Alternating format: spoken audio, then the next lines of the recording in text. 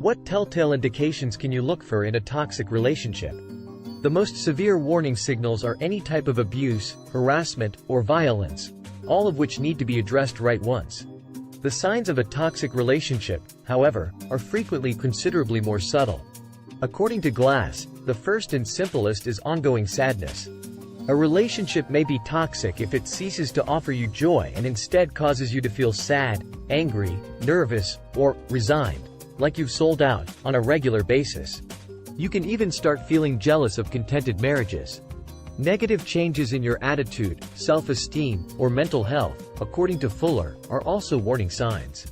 These alterations could be anything from persistent uneasiness or unease, especially around your partner, to clinically diagnosable diseases like depression, anxiety, or eating disorders. Another indication that anything is wrong, according to Fuller, is feeling as though you can't express your problems or talk to your significant other. According to Fuller, you should keep an eye out for changes in your other relationships or how you spend your leisure time.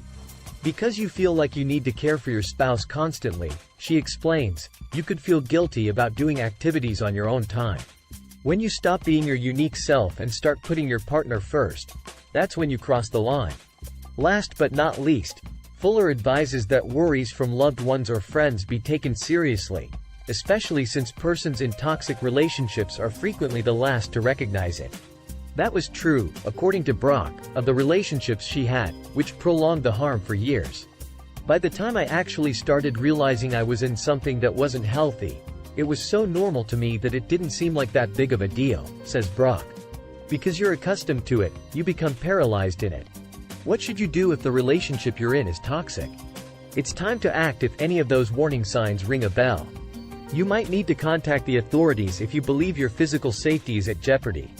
The National Domestic Violence Hotline can be reached at 1-800-799-7233 for advice around the clock. If there has been emotional or mental harm, you must determine whether it is possible to resolve the situation.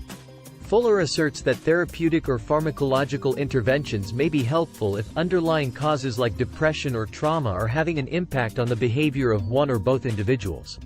Glass acknowledges the value of identifying the source of the issue, but adds that in some cases, walking away might be the best course of action. Please like and subscribe to our channel for more life-changing content and hit the like button. Thank you for watching. Have a wonderful day.